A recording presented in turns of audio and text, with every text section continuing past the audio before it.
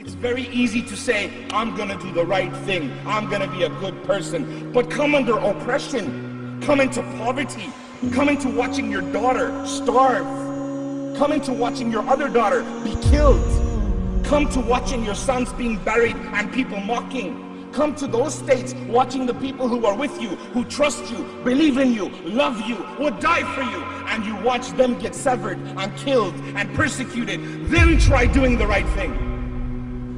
1,500 years worth of atheists and Orientalists who have looked into this man's life. They looked at his response at time of extreme difficulty. Who was he really? He is a mercy to mankind. He passes no man except that he would smile. He would not walk past the indigent or the destitute without offering or lending aid, etc.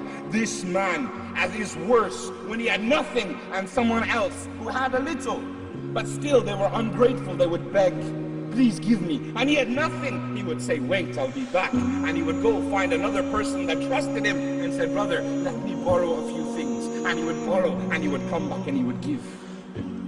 The merciful man, Muhammad, the kindest, most gentlest man, from the lips and the tongues of the kuffar themselves, not even from the believers, from the Quraysh, his staunch enemies would say, there is no man like Muhammad, he is Alameen, the most trustworthy.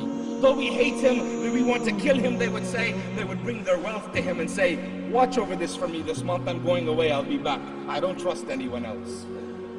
The true strength from all that compassion, all that mercy harnessed in his soul that made him able to truly have al-walah wal-barah, love that which Allah loves and hate for that which Allah hates. This man, when needed to, when it was a must, he took them down, he beat them down, he defeated them when he needed to, without hesitation. He drew his sword, he drew his dagger, he fought with whatever he had, and he would not hesitate. And he would send them back to Allah. He was no weakling, he was no wimp, he was no coward, he was not afraid. This man was a warrior. Muhammad transformed armies of Arabia to his successors. So his successors after could use them to defeat the armies of Persia, the armies of Byzantium, and establish the heartland, the empire of Islam al-Khilafah.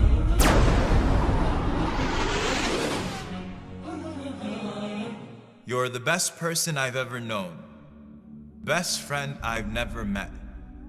Your sincerity to me is blinding, enough to completely canvas the world with drapes that read respect, honor, love, protect, while creating a window for me to zoom in on the important things, but those are the things that I forget or neglect. I will do better. Your ummah is fine, not because of me or mine or wounds that heal with time, those who would die for a dollar sign, but because a promise is divine. So when we feel like we're at our worst and our sadness would cause our hearts to burst, it feels like there are times when there are angels within our lines, or hovering over squares with chance of freedom in the air, and though tyrants may step on our necks, we smile, for history has always been on our side. Yours is an ummah that simply does not die. I am sorry for my weakness. For every time I've been ashamed of your name and asked someone to call me Mo, for not knowing enough about you to defend you when they drew cartoons, or accused you with the most heinous of accusations, for not getting over my distaste of reading and waiting for Hollywood to put you on the big screen so I could know something about you. As if Steven Spielberg or Mel Gibson or Johnny Depp would somehow be able to recreate the twinkle in your eye, or a beautiful bead of sweat as it scaffolds on your forehead, frantically fighting gravity, not wanting to fall off your body. I keep thinking of seeing you. And if you would smile at me, the thought gives me goosebumps. You told me to meet you at the pool.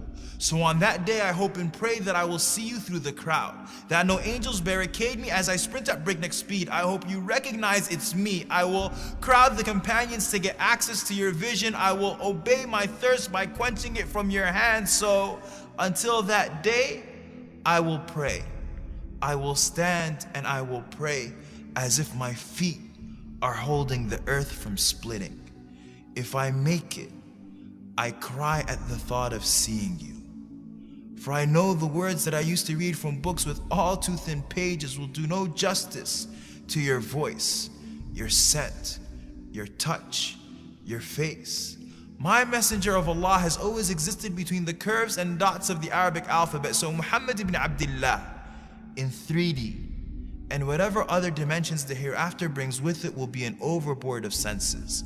I will fall in love with your shadow and will tell Ali that his description did not do justice. Tell my mother Aisha of how we heard her story of how you passed away between her chin and her chest, over and over and over again, and it made us cry every single time. For we never suffered any disaster that was greater than what we suffered before our souls merged with flesh, of entering an earth that was without you. Does the sky even recognize us anymore? And I will sit in the shade of your smile and will ask you your story directly from your mouth as we sip on salsabil ice cold, and will be terribly embarrassed if you ask me for mine, 'cause I never did anything right other than loving you. And then, if you let me, I would love for a hug.